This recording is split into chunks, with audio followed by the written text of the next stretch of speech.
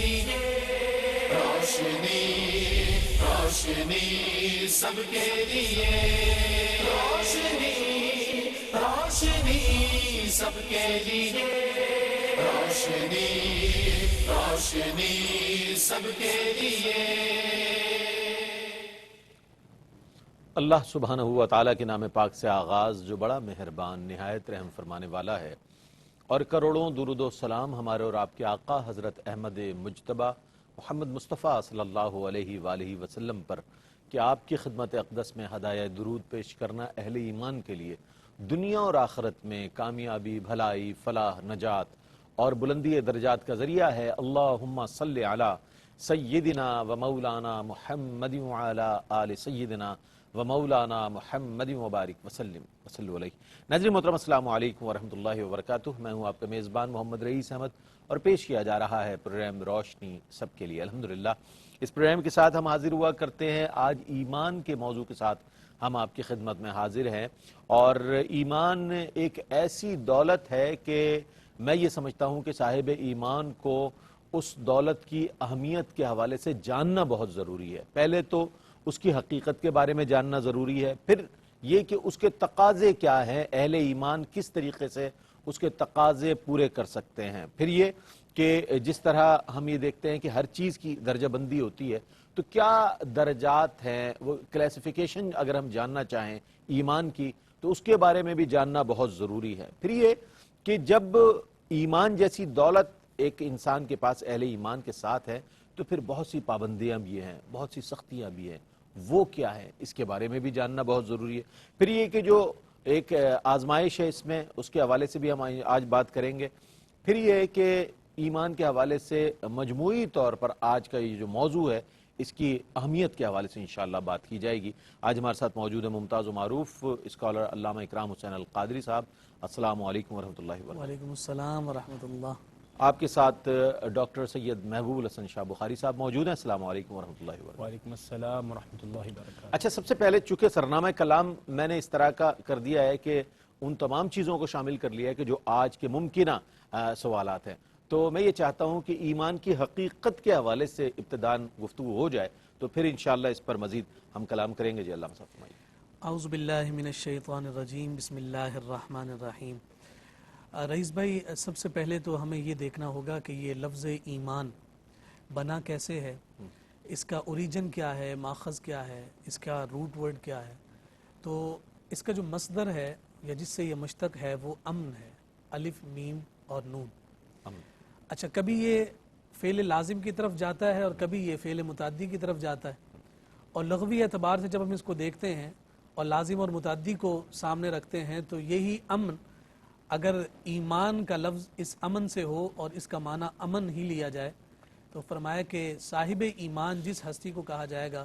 وہ خود بھی امن پاتا ہے اور وہ صاحب ایمان امن دینے والا بھی ہو جاتا ہے۔ یعنی جسے ایمان نصیب ہو جاتا ہے اسے اس کی ذات کو بھی رب ذوالجلال امن عطا کر دیتا ہے اور اس کے ذریعے سے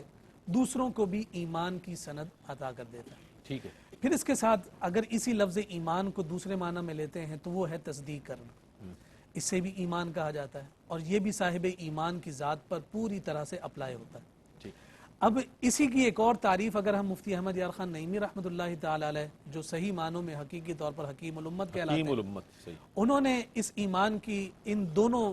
یعنی جو مفاہیم ہیں انہیں مد نظر اور ملحوظ رکھتے ہوئے انہوں نے بڑی خوبصورت بات کی۔ وہ یہ کہتے ہیں کہ جناب ایمان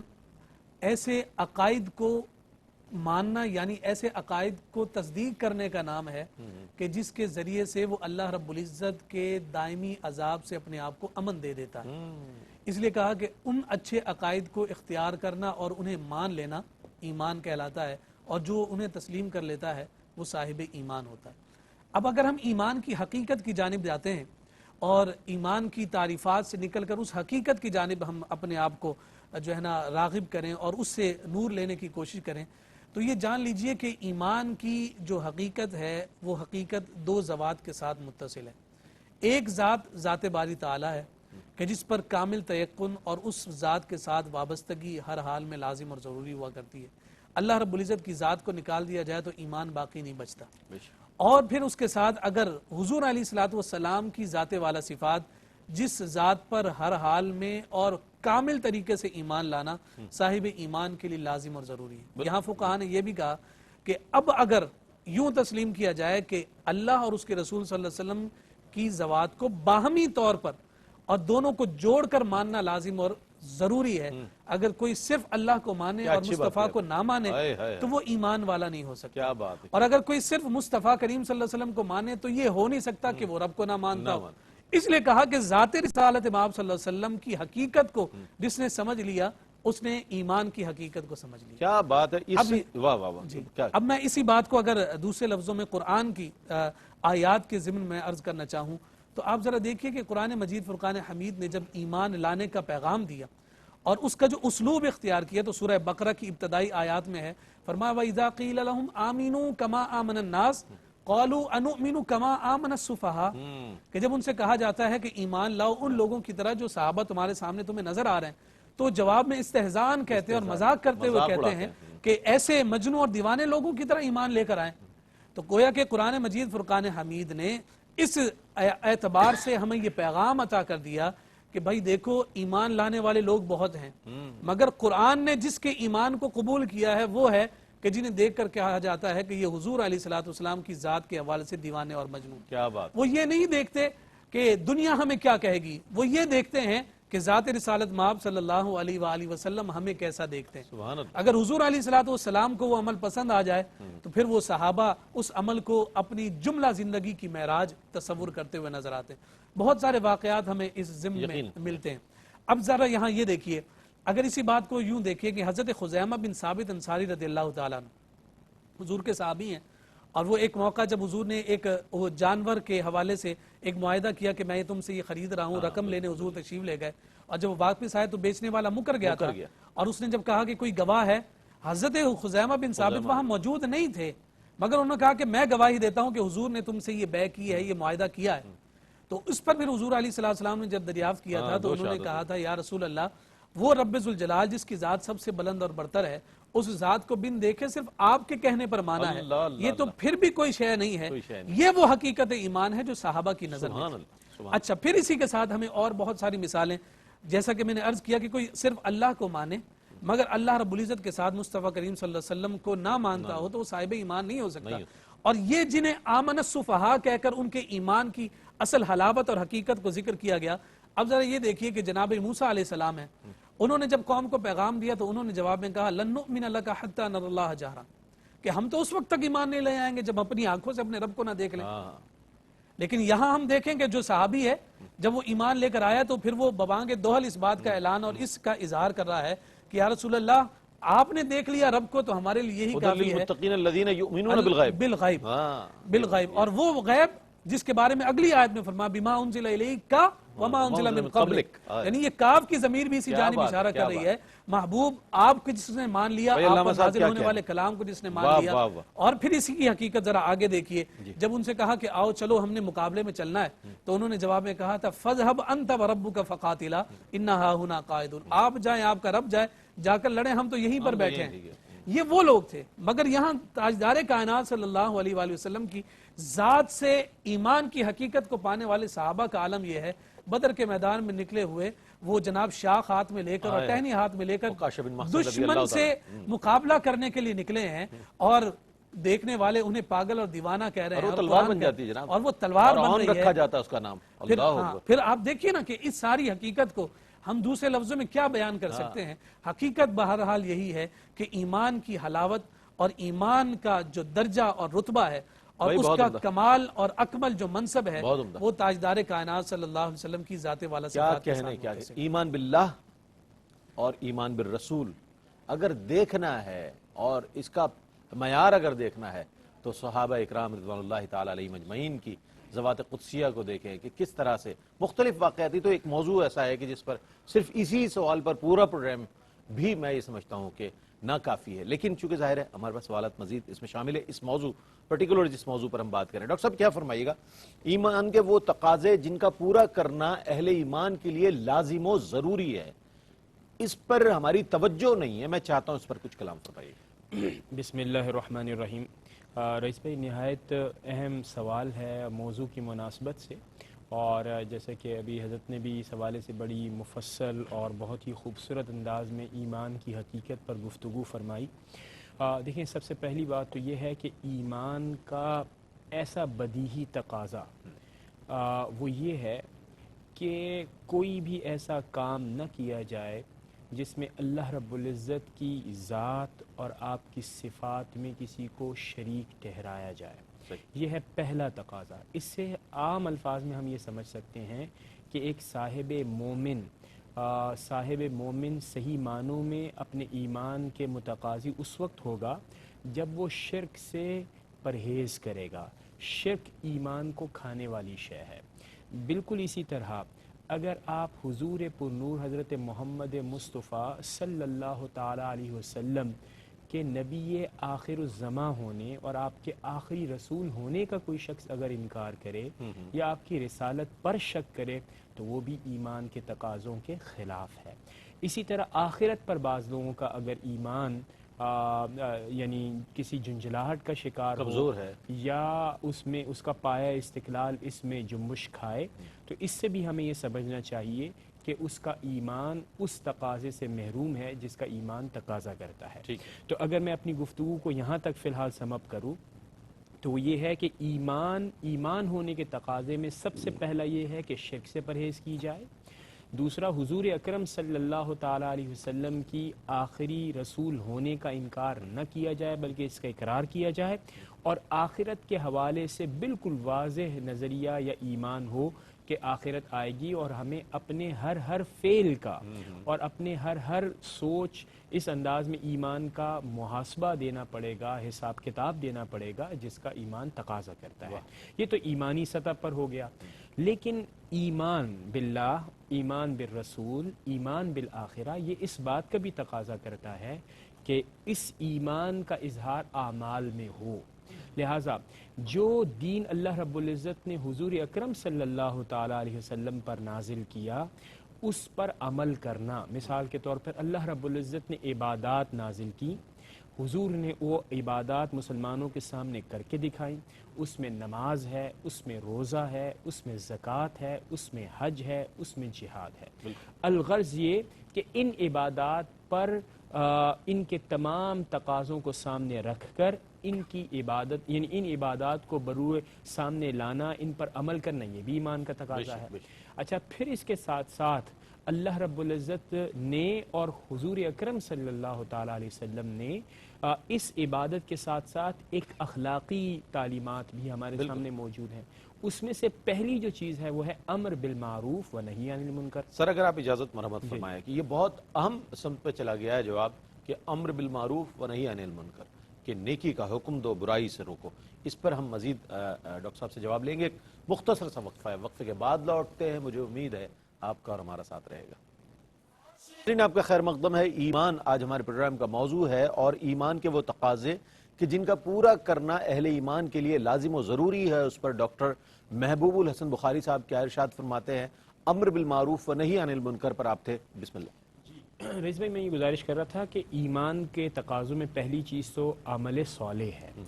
اس کے ساتھ ساتھ جو دوسری چیز اخلاقیات جو کہ حضور اکرم صلی اللہ تعالیٰ علیہ وسلم کے توسط سے تمام مسلمانوں کو ملی، وہ یہ ہے کہ امر بالمعروف یعنی نیکی کا حکم دینا۔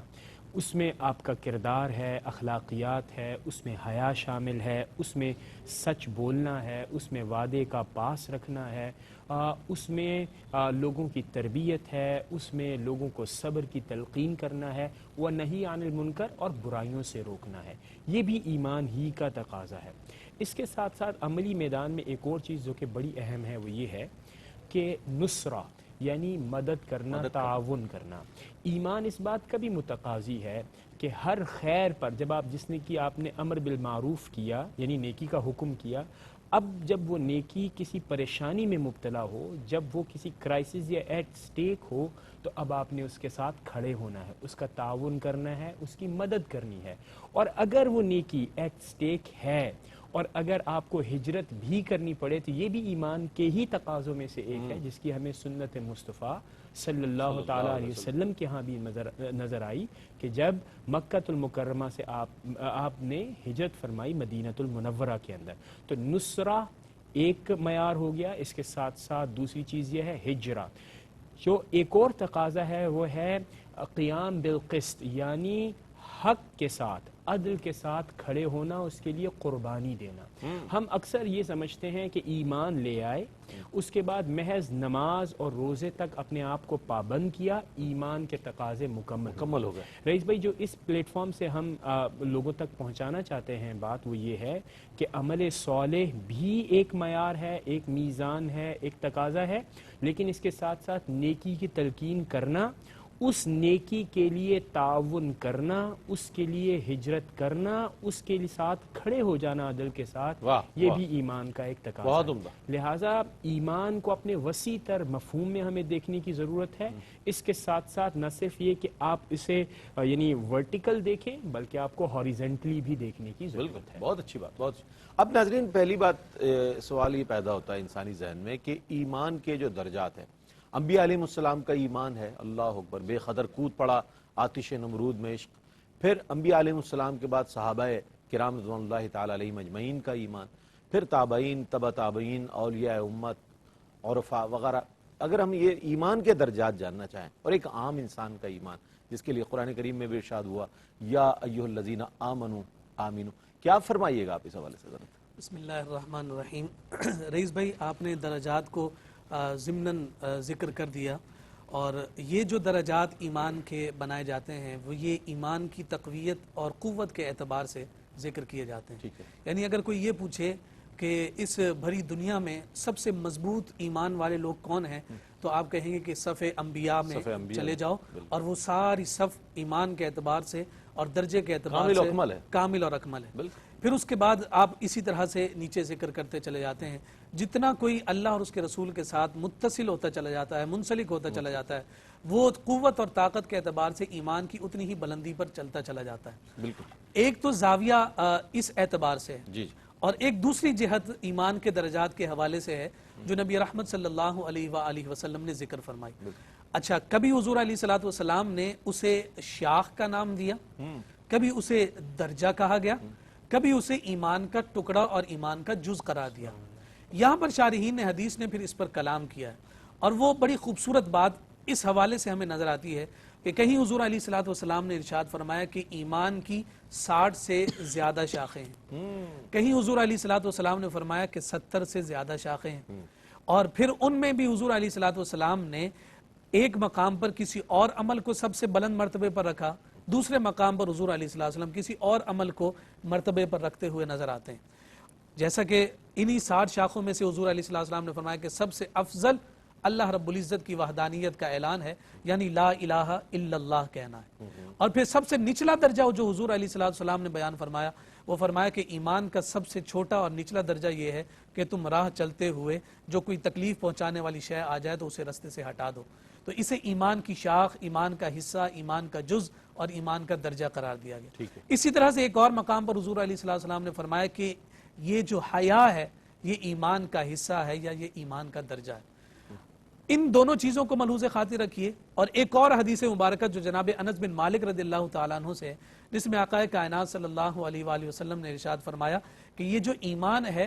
یہ دل کی تقویت کا نام ہے، اور دل اس وقت تک مضبوط نہیں ہوتا جس وقت تک زبان دسترس میں نہیں ہوتی، اور زبان اس وقت تک دسترس میں نہیں آتی کہ جس وقت تک اعمال صالحہ آپ کے بدن سے رونما نہیں ہونے لگا. اور پھر اسی مقام پر حضور علیہ السلام نے اس بات کو بھی ذکر فرمایا کہ جو اعمال ذکر کیے گئے تو اس میں جس عمل کا ذکر ہوا وہ ذکر یہ ہے کہ تمہارے ہاتھ کے شر سے تمہارا پڑوسی محفوظ رہے.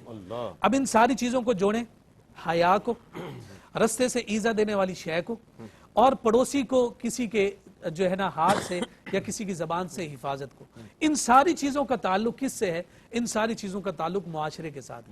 معاشرے کے افراد کے ساتھ ہے، معاشرے کے افراد کے حقوق کے ساتھ ہے. گویا حضور علیہ الصلوۃ والسلام نے جب ایمان کو ایک وسیع مفہوم کے ساتھ صحابہ کرام رضوان اللہ تعالی علیہم اجمعین کے سامنے ذکر کیا تو گویا یہ پیغام دیا گیا کہ ایمان محض یہ نہیں ہے کہ تم مسجد میں بیٹھ جاؤ ہاتھ میں تسبیح لے کر اللہ اللہ کرتے رہو. ایمان صرف اس بات کا نام نہیں ہے کہ تم صبح و شام عبادت و ریاضت میں مشغول اور مصروف رہو اور اس کے ذریعے سے تم اللہ کو راضی کرنے کی کوشش کرو. بلکہ ان ساری چیزوں میں جہاں لا الہ الا اللہ کا تذکرہ فرمایا وہی معاشرے کو جوڑتے ہوئے تکلیف دہ چیز کو رستے سے ہٹانے کی جانب بھی اشارہ فرمایا. کہیں حضور علیہ الصلوۃ والسلام نے اپنی رسالت پر ایمان لانے کو ایمان کا جز اور حصہ اور اہم ترین حصہ قرار دیا, وہیں آقا کائنات صلی اللہ علیہ وسلم نے حیا کو ایمان کا حصہ قرار دیا اور عزت اور تکریم کو اور مقام اور مرتبے کو اس منصب کے مطابق لوگوں تک پہنچانے کو ذکر کیا. عرض کرنے کا مقصد یہ ہے کہ ایمان کی حلاوت, جی بالکل, پھر طہارت آ جاتی. اب دیکھیے کہ ان ساری چیزوں کا لب لباب اور خلاصہ یہ نکلتا ہے کہ اگر ایمان کی حقیقی حلاوت اور ایمان کی حرارت اگر صحیح معنوں میں حاصل کرنی ہے تو اس کے لیے پھر ہمیں اللہ رب العزت کی ذات کے ساتھ ساتھ اس کے فرمان پر بھی کامل ایمان اور یقین رکھنا. مصطفیٰ کریم صلی اللہ علیہ وسلم سے ذات کے اعتبار سے والہانہ وابستگی اور محبت اور عشق کے محض اظہار اور دعوے کے ساتھ ساتھ حضور کی تعلیمات پر عمل کے ذریعے سے دلیل کے طور پر اپنے اس ایمان کو بطور سمبل لوگوں کے سامنے بیان بھی کرنا ہوگا کہ ہم وہ لوگ ہیں کہ جو صاحب ایمان ہیں, ہم وہ لوگ ہیں کہ جو جانتے ہیں کہ ایمان کا تعلق اللہ رب العزت کے ساتھ ہے, جو اس ذات سے جتنا قریب ہوتا ہے وہ اتنا زیادہ ایمان کے قریب ہوتا ہے, مگر اس ایمان کی حلاوت اور اس کی اصل اسے نصیب ہوتی ہے کہ جو اللہ اور اس کے رسول کے فرامین کو اختیار کرتے ہوئے معاشرے کے ہر فرد تک اس کا حق پہنچا کر خود بھی امن پاتا ہے اور صاحب ایمان ہونے کے اعتبار سے لوگوں کو بھی امن دیتے ہوئے نظر آتا ہے. بہت خوبصورت. یہ ایمان کا ایک جو درجات بیان فرمایا علامہ صاحب نے, اس میں ایک چیز یہ بھی آئی کہ ایمان لے آنا یہ تو ایک بہت بڑی سعادت, لیکن اس کے اثرات معاشرے پر اس کے ثمرات کی صورت میں اگر مرتب ہو رہے ہیں تو واقعتاً یہ اس کے ایمان کی علامت شمار کی جائے گی. جیسا کہ علامہ صاحب نے فرمایا کہ معاشرے کو آپ کے ایمان لانے کے بعد کیا فائدہ ہو رہا ہے, آپ سے امن مل رہا ہے, آپ سے پیار مل رہا ہے, آپ سے عدل مل رہا ہے, آپ سے وہ اخوت اور بھائی چارے کا سبق مل رہا ہے, آپ سے اسے فوائد خیر الناس من ينفع الناس حضور علیہ السلام کا ارشاد گرامی ہے. تو اس اعتبار سے ایمان لانے کے بعد اس کے اثرات جو ہیں وہ معاشرے پر مرتب اگر ہو جائیں تو میں یہ سمجھتا ہوں کہ علامہ صاحب نے اپنے اس جواب میں بہت اچھا ایک پیغام جو ہے یہ چھوڑا ہے. اچھا, ایمان کی جو سختیاں ہیں, ظاہر ہے ایمان لانے کے بعد پھر جب ظاہر ہے ایک یہ ایگریمنٹ ہے ایک ایسا کہ جس کے بعد پھر ہم بہت ساری چیزوں کے پابند ہو جاتے ہیں. اب جیسا اوامر و نواہی کا آپ نے ذکر فرمایا, میں چاہوں گا ان سختیوں کے حوالے سے کچھ ارشاد فرمائیے گا. دیکھیں رئیس بھائی, سب سے پہلی بات تو یہ ہے کہ سختیوں کی ایک انٹرپریٹیشن تو یہ ہو سکتی ہے کہ ایمان کے ساتھ جو مصائب جڑے ہوئے ہیں, اور ایک یہ ہوتا ہے کہ جب آپ اعمال کے ڈسپلن کو سختی کے طور پر لیں. ان دونوں میں میرا یہ خیال ہے کہ فرق کرنے کی ضرورت ہے. دیکھیں سب سے پہلی بات تو یہ ہے کہ ایمان متقاضی ہے کہ عمل صالح کیا جائے. ایمان اس بات کا متقاضی ہے کہ اگر کسی کے دل میں ایمان ہے اور رمضان المبارک کا مہینہ ہے, قطع نظر اس بات کے کہ وہ سردیوں کا ہے یا گرمیوں کا ہے, روزے چھوٹے ہیں یا بڑے ہیں, رمضان المبارک کے مہینے کو آپ نے انہی آداب کے ساتھ گزارنا ہے جس کا تقاضا ایمان بھی کرتا ہے, جس کا حکم بھی ہے. لیکن اس کے ساتھ ساتھ جب سختیوں کی بات کی جاتی ہے تو اس سے ایک اور تاثر بھی سامنے آتا ہے, وہ یہ ہے کہ ایمان کے ساتھ پریشانی ہونا. ابھی ہم نے اس سے پہلے جب گفتگو کی تو ہم نے یہ کہا کہ جب ایمان نیکی ایٹ سٹیک ہوتی ہے تو سب سے پہلا تقاضا یہ ہوتا ہے کہ آپ نے اپنا مال, اپنی صحت, اپنی انرجی, اپنی توجہ اس نیکی کی اوپر اس انداز میں دینی ہے کہ اگر آپ کو ہجرت کرنی پڑے, اگر آپ کو بڑی قربانی دینی پڑے, اگر آپ کو عدل کے ساتھ کھڑا بھی ہونا پڑے, چاہے آپ کو کچھ بھی قربانی دینی پڑے, تو اب آپ کا ایمان کا تقاضا یہ ہوگا کہ اسلام کو آپ نے آگے کرنا. اللہ, ڈاکٹر صاحب بہت عمدہ مرحلے پر آپ نے جواب کو پہنچا دیا ہے. میں چاہتا ہوں کہ اس سے مزید جو کلام ہے جواب کی صورت میں ڈاکٹر صاحب ضرور بیان فرمائیں گے. ایک مختصر سا وقفہ ہے, وقفے کے بعد لوٹتے ہیں. مجھے امید ہے آپ کا اور ہمارا ساتھ رہے گا. ناظرین, آپ کا خیر مقدم ہے. ایمان آج ہمارے پروگرام کا موضوع ہے, اور ایمان کے حوالے سے جو سختیاں ہیں اور جو چیزیں ہمیں پیش نظر رکھنی چاہیے اس کے حوالے سے ڈاکٹر محبوب الحسن بخاری صاحب انشاءاللہ اس کو جواب کو مکمل فرمائیں. جی, تو رئیس میں یہ گزارش کر رہا تھا کہ سختیاں بنیادی طور پر بعض لوگوں نے یہ لکھا ہے کہ سختی اور ایمان ان دونوں کا آپس میں چولی دامن کا اس لیے بھی ساتھ رکھتے ہیں کہ خود قرآن کریم نے اس حوالے سے واضح انداز میں بیان فرمایا کہ وَلَنَبْلُوَنَّكُمْ, کہ ہم تو ایمان والوں کو آزمائیں گے. کبھی خوف سے، کبھی بھوک سے، کبھی نقص مال سے، دیگر اشیاء سے۔ اسی طرح اگر آپ احادیث مبارکہ دیکھیں تو صحیح بخاری، مسلم، ترمذی میں احادیث ہیں جن کا مفہوم یہ ہے کہ جب اللہ رب العزت کسی مومن سے خیر کا ارادہ کرتا ہے،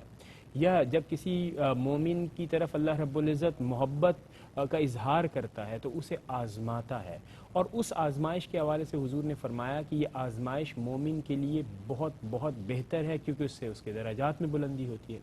اچھا، اب اس کو ایک بلیسنگ ان ڈسگائز کے طور پہ بھی دیکھنا چاہیے۔ بلیسنگ ان ڈسگائز کا مطلب یہ ہے کہ اگر آپ کے اوپر کوئی سختی آئی ہے تو یہ بنیادی طور پر آپ کے ایمان کو نہ صرف یہ کہ وہ ٹیسٹ کر رہی ہے، بلکہ ایک طرف تو اسی مصیبت کے لمحے میں آپ کے درجات بلند ہو رہے ہیں، لیکن اس کے ساتھ ساتھ اس ایمان میں نکھار بھی پیدا ہو رہا ہے، اور اس کے ساتھ ساتھ پھر آپ کو اپنے ایمان میں استقلال رکھنے کے لیے آسانی بھی ہوتی ہے۔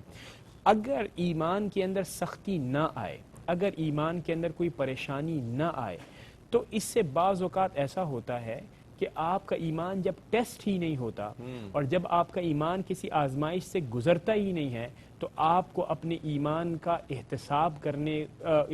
کا اندازہ نہیں ملتا، نہ موقع ملتا ہے۔ تو لہٰذا جن لوگوں نے یہ کہا کہ ایمان دراصل بلیسنگ ان ڈسگائز ہے، یہ جو آزمائش ہے، یہ جو سختی ہے، یہ بلیسنگ ان ڈسگائز ہے، وہ انہی معنوں میں ہے کہ خدا آپ کو آزماتا ہے، آپ کو کسی پریشانی میں مبتلا کرتا ہے، وہاں پر آپ کا صبر ٹیسٹ کیا جاتا ہے، وہاں پر آپ کا پیشنس ٹیسٹ ہوتا ہے، وہاں پر آپ کا یہ امر بھی ٹیسٹ ہوتا ہے کہ آپ کا توکل اللہ رب العزت کے اوپر کتنا ہے، اور پھر آپ کا یہ بھی ٹیسٹ ہوتا ہے کہ کیا صرف ایمان محض آپ نے اپنے آباء و اجداد سے لے لیا، موروثی اختیار کر لیا، یا آپ نے اپنے آپ کو ایمان کے اندر اس انداز میں ڈھالا کہ اگر کوئی پریشانی آئی ہے تو آپ نے اس ایمان کے ساتھ کھڑے ہوا۔ اور تاریخ ہماری صبر و صلاح والے معاملات آ جائیں کہ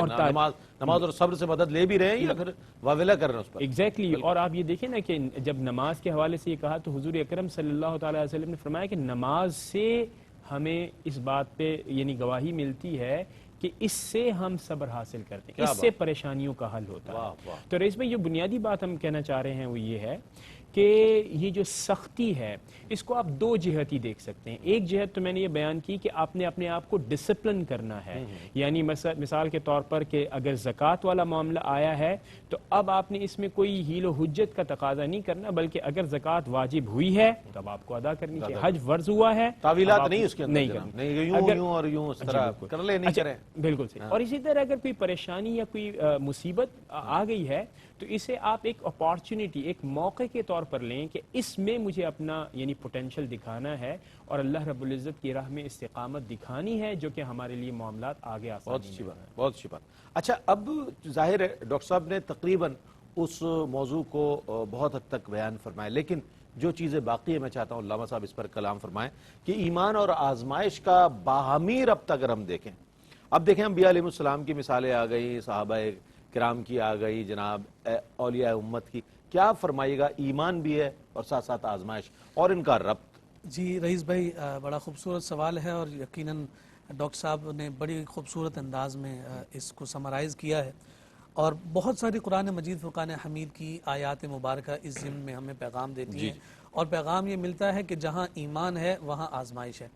ان دونوں کا چولی دامن کا ساتھ ہے، یہ لازم اور ملزوم ہے، جہاں ایمان ہوگا وہاں آزمائش تو ہوگی۔ لیکن یہاں یہ جان لینا چاہیے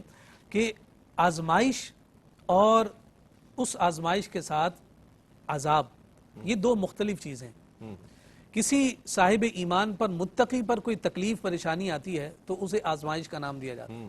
اگر کوئی گناہ گار گرفت میں آتا ہے تو پھر اسے عذاب کا نام دیا جاتا ہے۔ اسے جو ہے نا ایک دوسرے سے جدا کرنا ضروری ہے۔ یہ نہیں کہ اگر ہم کسی متقی پرہیزگار شخص کو دیکھیں کہ جناب اسے 2 وقت کی روٹی بھی میسر نہیں ہے، اس نے لباس جو پہن رکھا ہے وہ بھی پیون زدہ ہے، تو ہم یہ اسے نشان عبرت نہیں کہیں گے، بلکہ وہ اللہ رب العزت کی جانب سے آزمائش پر راضی ہے اور اس پر صبر اختیار کرتے ہوئے اپنے اس ایمان کو مزید تقویت عطا کر رہا ہے۔ اسی وجہ سے مومن اور کافر کی جو آزمائش ہے یا اس پر جو سختی آتی ہے، اس کا جو فرق کیا گیا ہے، اور مومن اور کافر کے غم کا جو فرق کیا گیا ہے، وہ فرق یہی ہے کہ جب مومن پر کوئی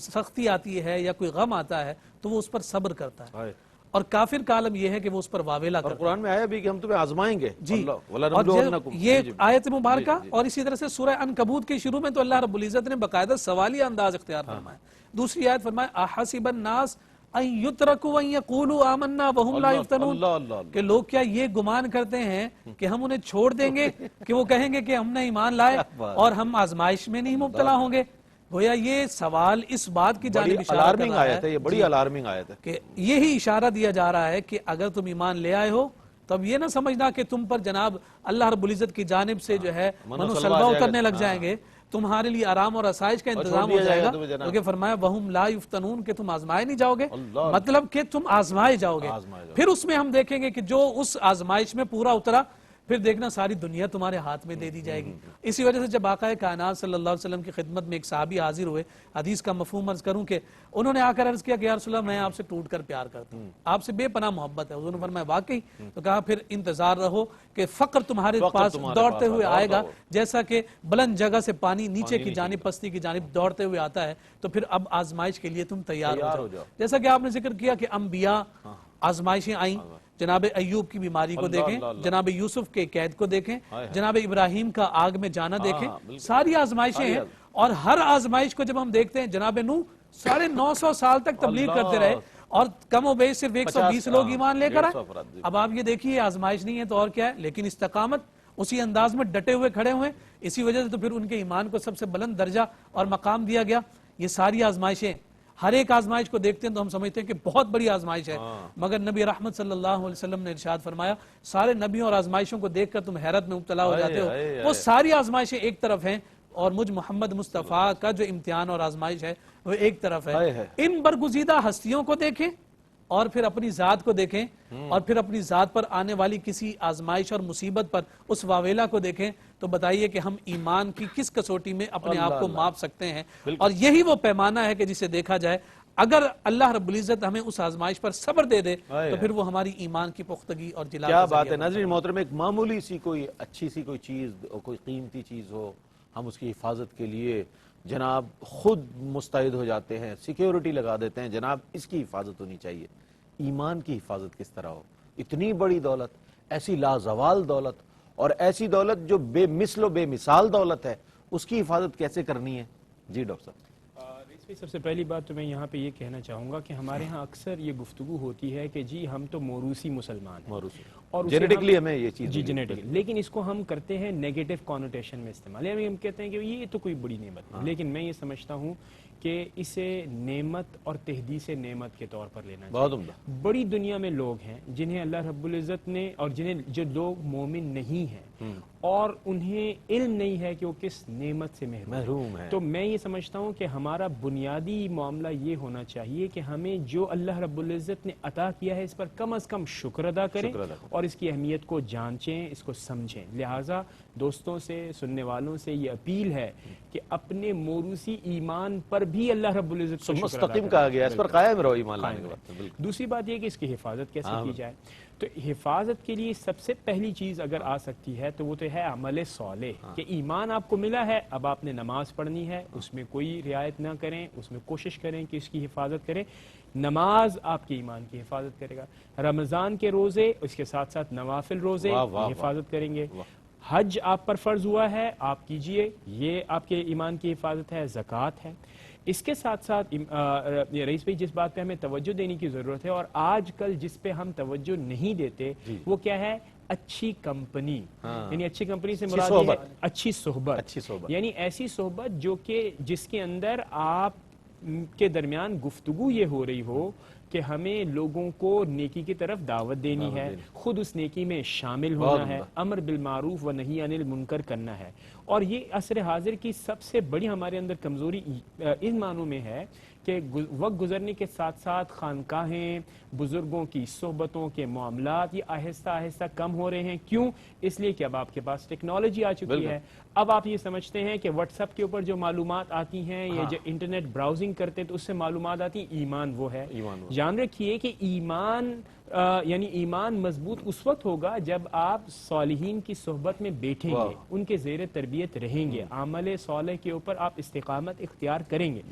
پھر چوتھی بات جو اہم ہے وہ یہ ہے کہ ایمان کی ایک کاسٹ ہوتی ہے. جب اکثر آپ دیکھتے ہیں کہ جب دو چیزیں آپس میں ٹکرانے کے قابل ہوتی ہیں ہمارے میں سے اکثر لوگ اس میں سے ہمت ہار جاتے ہیں. تقاضا ایمان یہ ہے، اور ایمان مضبوط بھی اس وقت ہوتا ہے جب اس کی آپ کاسٹ پے کرتے ہیں، قربانی دیتے ہیں، تو پھر واہ ایمان واہ بھی واہ مضبوط بہت ہوتا اچھی ہے. بات. ڈاکٹر صاحب بہت شکریہ ادا کروں گا آپ کا، علامہ صاحب آپ کی تشریف آوری کا بہت شکریہ ادا کروں گا. ڈاکٹر صاحب نے بڑی کمال گفتگو فرمائی، اور علامہ صاحب نے بھی آج کے حوالے سے اس بات کو بہت معمولی سمجھا جاتا ہے، اور گیدرنگ وہ اختیار کی جاتی ہے جس میں تفریح تباہ ہو، جس میں